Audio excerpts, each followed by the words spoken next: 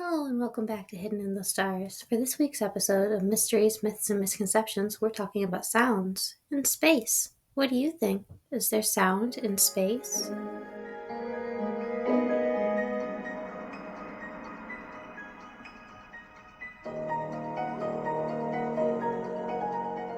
You may have heard, definitively, that there's no sound in space. This is wrong.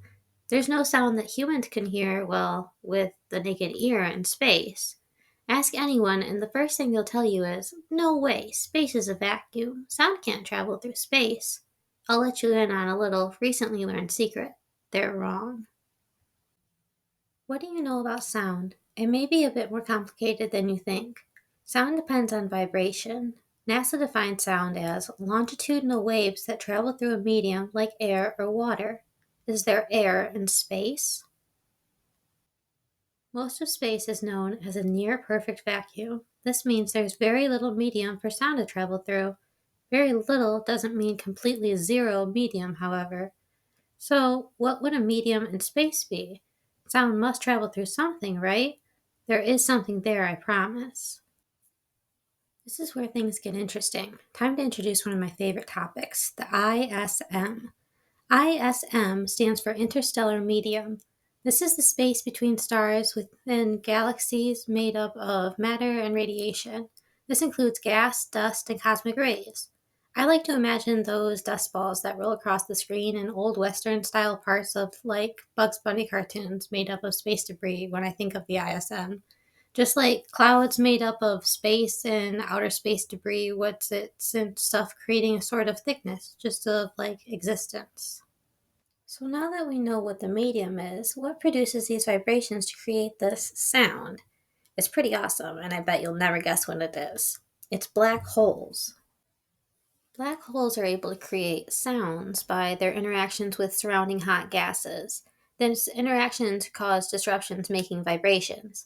These vibrations are then amplified to a decibel range that humans are capable of hearing to create sound through a process called sonification. So we have a medium, we have a source, but everyone is going to complain about the fact that space is a vacuum. Why can sound still travel out of black holes in a vacuum? Well, the black holes don't really emit sound. The best way to describe it is that the hot gas and matter surrounding the black holes can generate pressure waves, which are sound waves, that propagate through the surrounding galactic gas, which is not a vacuum, but rather a medium for sound waves to travel. Does that make sense? Imagine the waves traveling along the ISM, the material that makes up the near perfect vacuum.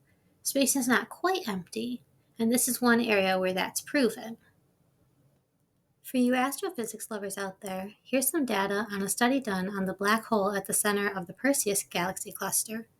The notes that came out of the black hole were 57 octaves below middle C. For humans to hear it, the signals were then resynthesized into the range of human hearing by scaling them upward by 57 and 58 octaves above their true pitch. That makes them be heard at 144 quadrillion and 288 quadrillion times higher than their original frequency. Imagine how low a tone that must be. NASA has recorded the sounds of these black holes, and they sound like monsters growling at you from the deepest depths of space. What do you think it sounds like? Are they trying to tell us something?